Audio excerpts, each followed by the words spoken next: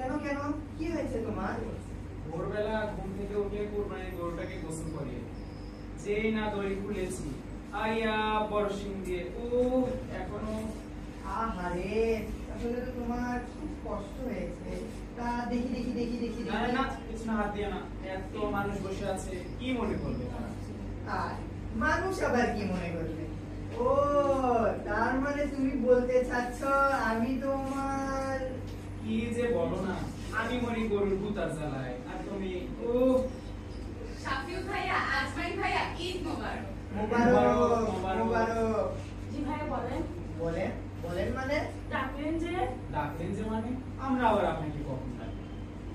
দুইজনেই তো আমার নাম ধরে ডাকলেন, বলেন মোবারক মোবারক।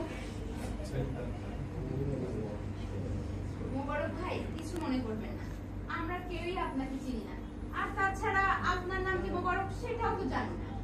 আসলে আমরা ভাইয়াদের ঈদ মোবারক বলেছি, আর ওনারা ঈদ মোবারক না বলে শুধু মোবারক বলেছে, তাই আপনি মনে করেছেন। ও আচ্ছা আচ্ছা মোবারক ভাই, আপনার সাথে ঈদের দিন দেখা হয়ে খুব ভালো লাগলো। ওরে বাবা রে, ও সরি আমার জানতে বের হয়ে গেল রে বাবা। মোবারক ভাই, আপনার হাতে আবার কি হয়েছে? আরে ভাই, এটা না বোঝার কি আছে, বছরে একদিন ফসল হতে গেলে যাওয়া হয়, তাই হয়েছে। কেন কেন, আপনাকেও কি আবার গরু সিংয়ের গুতো? না রে ভাই, গরুকে হাতে গুতো মারে নাকি, গরু গুতো মারে। একটা কষায়ের কথা মতো কোরবানি করার জন্য যে গরুর পেছনে পা দুটো ধরতে গিয়েছি, অমনি শালা গরু দিয়ে শর্ট দেখুন হাতে কি অবস্থা হয়েছে।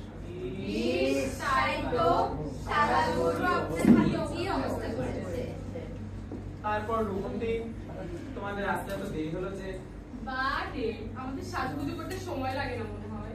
শোনো শোনো, রূপন্তীর কথা শুনে তোমরা যেন আবার মনে করো না আমরা মেয়েরা শুধু সারাদিন সাজুগুজু করেই ঘুরে বেড়াই। তাই নাকি? তাই না তো কি, এই দেখো কুরবানির গোশত কাটতে গিয়ে আমার নখটা দিতে কি একটা অবস্থা। তা তো হবে, বছরে একদিন গোশত কাটতে গেলে ওরকম তো হবে।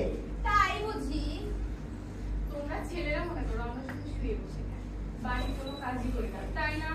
তোমাকে দেখে তো মনে হচ্ছে কুরবানির গরুর দইটা পর্যন্ত ধরে দেখো ফুল বাবা। সরি সরি সরি, ঈদ মোবারক, আমার আসতে একটু দেরি হয়ে গেল। তা ম্যাডাম, আপনার আসতে দেরি হলো কেন শুনি? আরে বাবা, কুরবানি ঈদ বলে কথা, আজকের দিনে কত কাজ থাকে। গরু কুরবানি হওয়ার পর মাংস কাটা, তারপর সবার বাড়িতে মাংস পৌঁছে দেওয়া, একই সাথে আবার রান্না করা, খাওয়ানো, কত কাজ। কত কাজ। দেখছো না, কাজের খেলায় সুখে কাঠ হয়ে গেছে। ঈদের দিন মেজাজটা খারাপ করে দিও না প্লিজ। এবেলায় যে বের হতে পেরেছি এই তো অনেক। এছাড়া এই যে আরাফ, এই লস্করটা তো পিছিয়ে নিয়েছে, কোনোভাবে এটাকে পিছন ছড়া করতে পারবে।